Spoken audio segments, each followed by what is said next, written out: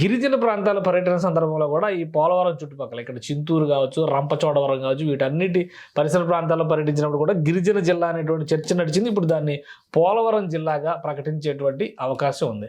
So ఈ 3 జిల్లాలు ఆంధ్రప్రదేశ్లో కొత్తగా ఏర్పడడానికి మార్గం సుగమమైంది. దీనికి సంబంధించి మంత్రుల కమిటీ వివిధ అధ్యయనాలు చేసిన తర్వాత ముఖ్యమంత్రికి అన్ని అంశాలని వివరించారు. సో ఈ 3 కొత్త జిల్లాలకి ప్రతిపాదనలు చేశారు.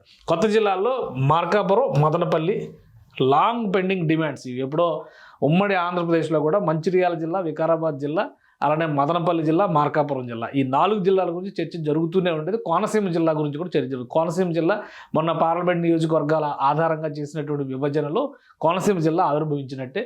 కాబట్టి ఈ 2 జిల్లాలని కన్సిడర్ చేయాల్సిందే అని డిసైడ్ చేశారు. ఇక పోలవరం జిల్లాని రంపచోడవరం కేంద్రంగా, రంపచోడవరం అనేది చారిత్రకంగా కూడా చాలా ముఖ్యమైనటువంటిది. అలానే పోలవరం ముంపు మండలాలు ఉన్నటువంటి చింతూరు మండలాన్ని కలుపుకోవడం ద్వారా పోలవరం జిల్లా ఏర్పాటు చేయాలని చెప్పని డిసైడ్ చేశారు. దీనికి ముఖ్యమంత్రి ఆమోదం తెలిపారు. కొత్తగా 5 రెవెన్యూ డివిజన్లు ఆంధ్రప్రదేశ్లో ఏర్పడబోతున్నాయి. వాటికి ఆమోదం తెలిపారు. అనకాపల్లి జిల్లాలో నక్కపల్లి రెవెన్యూ డివిజన్ ఏర్పాటు చేయబోతున్నారు. ప్రకాశం జిల్లాలో అద్దంకి రెవెన్యూ డివిజన్ని ఏర్పాటు చేయబోతున్నారు. అలానే మదనపల్లి జిల్లాలో పీలేరు రెవెన్యూ డివిజన్ ఏర్పాటు చేయబోతున్నారు. నంద్యాల జిల్లాలో బనగాలపల్లి రెవెన్యూ డివిజన్ని ఏర్పాటు చేయబోతున్నారు. సత్యసాయి జిల్లాలో మడకసిర రెవెన్యూ డివిజన్ని ఏర్పాటు చేయబోతున్నారు.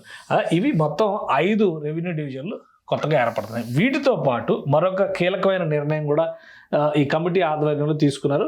కొత్తగా ఒక మండలాన్ని ఏర్పాటు చేయబోతున్నారు. ఆదోని మండలం రాష్ట్రంలోనే అతిపెద్ద మండలం అనేటువంటి అభిప్రాయం ఉంది. దాన్ని అందుకనే ఆదోని జిల్లాని ఏర్పాటు చేయాలనేటువంటి డిమాండ్ వచ్చింది. అయితే అక్కడ కొత్త మండలాన్ని, పెద్ద హరివనం అనేటువంటి మండలాన్ని ఏర్పాటు చేయాలని చెప్పని డిసైడ్ చేశారు. సో ఈ ప్రతిపాదనలు అన్నిటికీ కూడా ఆల్మోస్ట్ క్లారిటీ ఇచ్చేశారు. ముఖ్యమంత్రి గారు కూడా ఆమోదం తెలిపారు. ఈ నెలలో దీనికి సంబంధించినటువంటి ప్రొసీజర్ను మొదలుపెట్టి డిసెంబర్ నెలలో గెజిట్ ఇవ్వడం ద్వారా, రాష్ట్ర గెజిట్ ఇవ్వడం ద్వారా జనవరి 26 నుంచి కొత్త జిల్లాల ఎగ్జిస్టెన్స్లోకి వచ్చేలాగా ఒక ప్రణాళికను రాష్ట్ర ప్రభుత్వం నిర్ణయం తీసుకుంది.